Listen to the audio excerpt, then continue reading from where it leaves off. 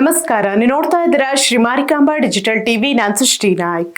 ಉತ್ತರ ಕನ್ನಡ ಜಿಲ್ಲೆಯಲ್ಲಿ ಮಳೆ ಆರ್ಭಟ ಶುರುವಾಗಿದ್ದು ಮತ್ತೊಮ್ಮೆ ಗುಡ್ಡ ಕುಸಿತದ ಘಟನೆಗಳು ವರದಿಯಾಗಿವೆ. ಕುಮಟಾ ತಾಲೂಕಿನ ಗೋಕರ್ಣಕ್ಕೆ ಸಂಪರ್ಕ ಕಲ್ಪಿಸುವ ಗೋಕರ್ಣ ತದಡಿ ರಸ್ತೆಯಲ್ಲಿ ಭಾರಿ ಪ್ರಮಾಣದಲ್ಲಿ ಗುಡ್ಡ ಕುಸಿತ ಉಂಟಾಗಿದ್ದು ರಸ್ತೆ ಸಂಪೂರ್ಣ ಬಂದ್ ಮಾಡಲಾಗಿದೆ.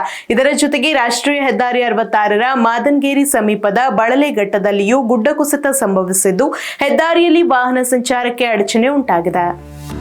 ಉತ್ತರ ಕನ್ನಡ ಜಿಲ್ಲೆಯಲ್ಲಿ ಕಳೆದ ರಾತ್ರಿಯಿಂದ ಸುರಿಯುತ್ತಿರುವ ಭಾರೀ ಮಳೆಯ ಪರಿಣಾಮ ಕುಮಟಾ ತಾಲೂಕಿನ ಗೋಕರ್ಣ ತದಡಿ ರಸ್ತೆಯಲ್ಲಿ ಗುಡ್ಡ ಕುಸಿತ ಸಂಭವಿಸಿದೆ. ಗುಡ್ಡ ಕುಸಿತದಿಂದ ಭಾರೀ ಪ್ರಮಾಣದ ಮಣ್ಣು ಹಾಗೂ ಬೃಹತ್ ಬಂಡೆಗಳು ರಸ್ತೆಯ ಮೇಲೆ ಬಿದ್ದಿರುವುದರಿಂದ ಗೋಕರ್ಣ ಮತ್ತು ತದಡಿ ನಡುವಿನ ವಾಹನ ಸಂಚಾರವನ್ನು ತಾತ್ಕಾಲಿಕವಾಗಿ ಸಂಪೂರ್ಣ ಸ್ಥಗಿತಗೊಳಿಸಲಾಗಿದೆ.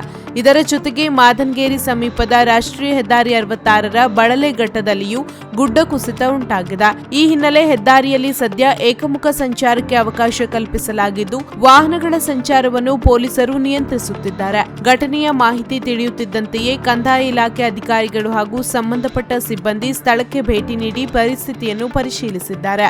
ರಸ್ತೆ ಮೇಲೆ ಬಿದ್ದಿರುವ ಮಣ್ಣು ಮತ್ತು ಬಂಡೆಗಳನ್ನು ತೆರವುಗೊಳಿಸುವ ಕಾರ್ಯವನ್ನು ಯಂತ್ರಗಳ ಮೂಲಕ ವೇಗವಾಗಿ ನಡೆಸಲಾಗುತ್ತಿದೆ.